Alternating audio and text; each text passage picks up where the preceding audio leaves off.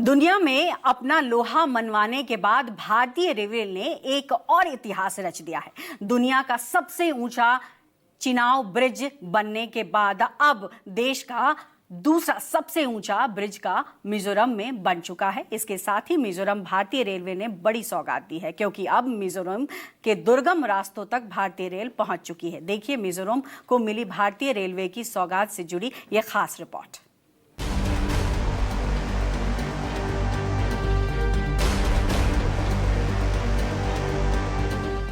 मिजोरम की हरी भरी वादियां,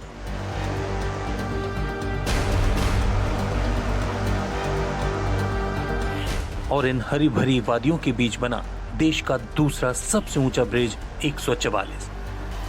ये ब्रिज कुतुब मीनार से करीब 41 मीटर ऊंचा है। इस वक्त आपके सामने दो तस्वीरें हैं। पहली तस्वीर में जम्मू कश्मीर में बना दुनिया का सबसे ऊंचा चिनाव ब्रिज है, जिसकी ऊंचाई 359 मीटर है, जबकि दूसरी तस्वीर में देश का दूसरा सबसे ऊंचा पुल ब्रिज 144 है। और ये ब्रिज मिजोरम के बैरवी को सायरंग से जोड़ता है। देश का पूर्वोत्तर राज्य मिजोरम, जिसकी कनेक्टिविटी को लेकर अक्सर कई परेशानियां सामने आती रही हैं। अब उस मिजोरम को भारतीय रेलवे ने एक खूबसूरत तोहफा दिया है। जी हाँ, वो सपना जिसका मिजोरम को शायद पीढ़ियों से इंतजार था, भारतीय इंजीनियर्स के अथक प्रयासों की बदौलत पूरा होने वाला है। और इस सपने या यूं कहें कि इस प्रोजेक्ट का नाम है बैरवी सायरंग रेल मार्ग प्रोजेक्ट। इस वक्त हम मिजोरम के बैरवी रेलवे स्टेशन पर मौजूद हैं, लेकिन ये मिजोरम का एक ऐसा स्टेशन है कि इसके बाद से अगर आप मिजोरम के किसी और इलाके में जाना चाहें, खास करके मिजोरम के जो कैपिटल है आइजवाल, वहाँ जाना चाहें तो आप रेल के ज़रिए नहीं जा सकते हैं, क्योंकि वो पटरी ही नहीं बनी थी। लेकिन भारतीय रेल ने अब ये पटरी बिछा दी है और आइजवाल में रहने वाले लोगों के लिए सहूलियत जो है अब दे दी है। अब बैरवी से सायरंग तक जो है रेल सुविधा प्राप्त होगी। मिजोरम की राजधानी आइजोल तक पहुंचना रेलवे की एक बड़ी उपलब्धि है, और इस उपलब्धि का सबसे बड़ा आधार है मूलखांग और सायरंग के बीच बना ब्रिज 144, जो इस रेलवे प्रोजेक्ट का सबसे खूबसूरत और रोमांचक हिस्सा है। ये जो ब्रिज है उसको लगभग 11 साल लगे हैं बनाने में, लेकिन ये सिर्फ ब्रिज ऐसा एक नहीं है, बल्कि कई और ब्रिज है जो कि इसी तरीके से बनाए गए हैं, कनेक्टेड है। और चूंकि मिजोरम से जब भी बाकी देश के राज्यों में जाना होता था, काफ़ी लंबा समय लग जाता था। यहाँ से सिलचर जाने में लगभग 6 से 7 घंटे लग जाते थे और बाई रोड गुवाहाटी जाना पड़ता था। लेकिन अब चूंकि रेल का विस्तार, यहाँ नेटवर्क विस्तार हुआ है, उसके बाद से जाहिर तौर पर समय काफ़ी कम लगेगा। आइए अब आपको इस ब्रिज की खासियत के बारे में बताते हैं।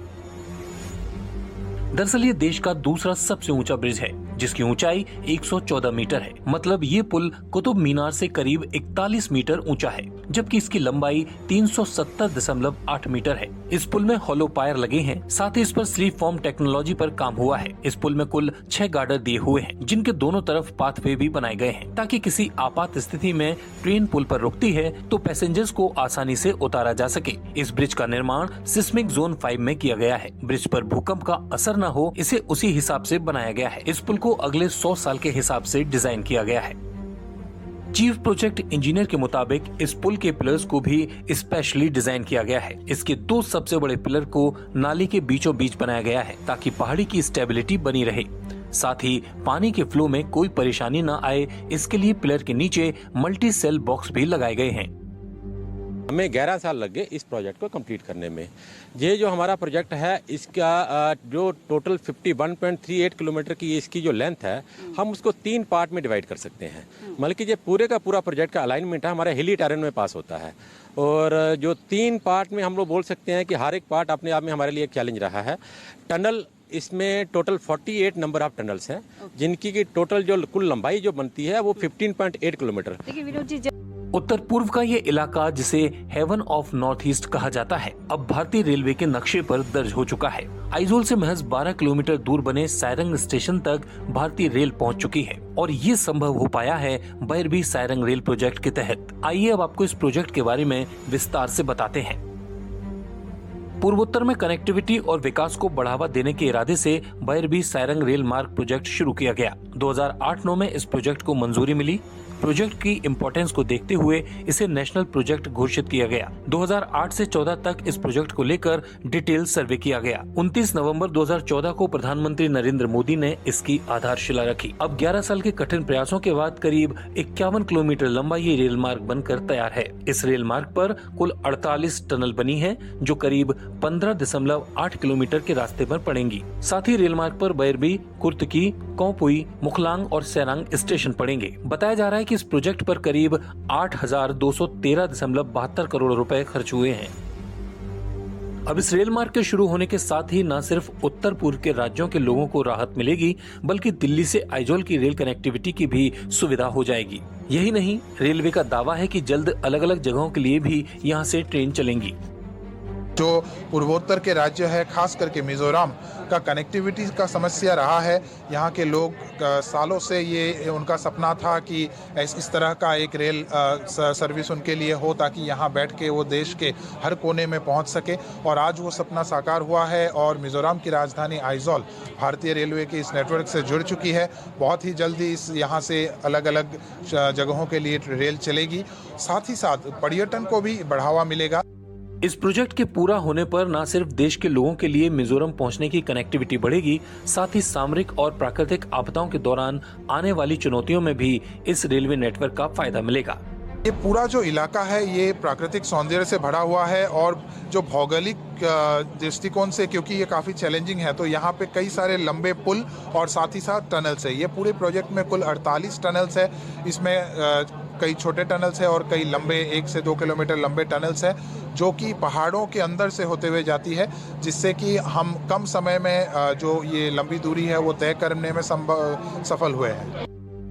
पूर्वोत्तर के टूरिज्म को नई रफ्तार देने के लिए रेलवे विस्टाडोम कोच चलाने की योजना पर भी काम कर रहा है। फिलहाल गुवाहाटी से हाफलांग तक पहले से विस्टाडोम कोच चलाए जा रहे हैं। इस सुविधा को बढ़ाने की प्लानिंग है ताकि सैलानी मिजोरम की खूबसूरती को निहार सकें।